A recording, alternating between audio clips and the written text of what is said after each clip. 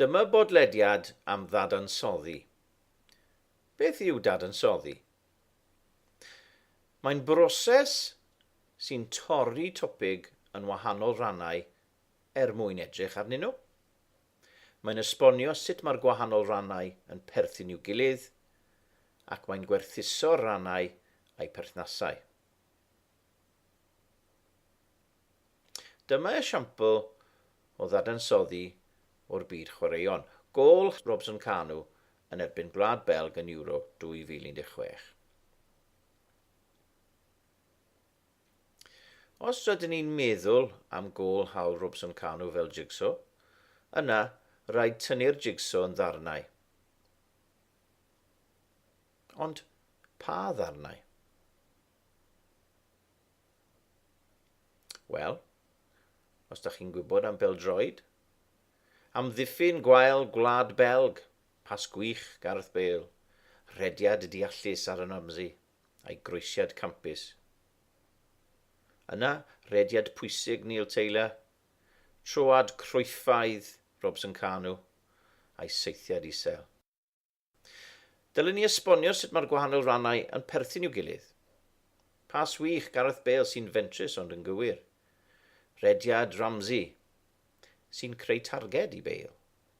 A'i groesiad campus sy'n glanio fel brecwast mam ar droed Robson-Kanu.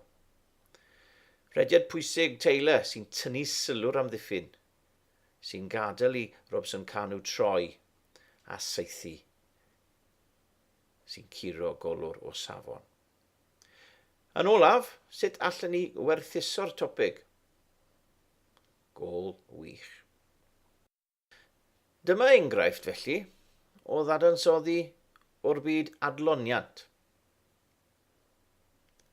Pam mae Taylor Swift mor enwog? Os ydyn ni'n meddwl am y cwestiwn fel jigsaw eto, rhaid tynnu'n ddarnau. Wrth gwrs, mae rhaid i chi wybod tipyn bach amdani hi. Pa ddarnau fasach chi'n ddewis? Dyma'r rai.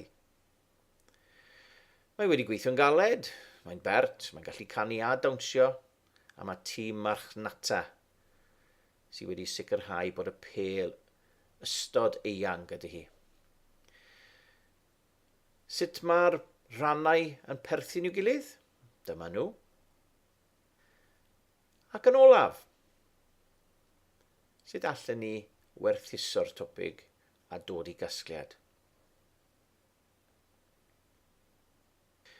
Mae hi'n enwog oherwydd ei miwsig ei delwydd a'i thîm marchnata clyfar, ac mae hi'n gweithio'n galed. Felly, beth yw gwahanol rannau darn darllen? Dyma enghraifft o 12 haf 2017.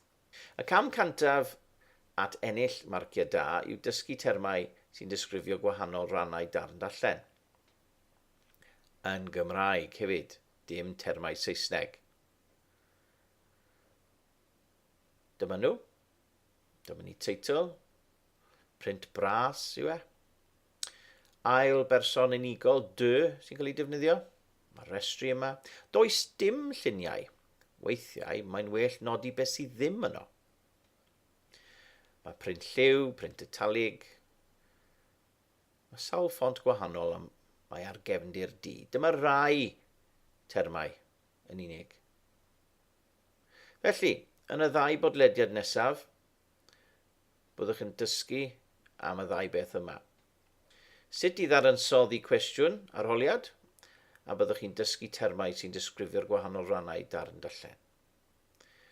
Iawn te, diolch.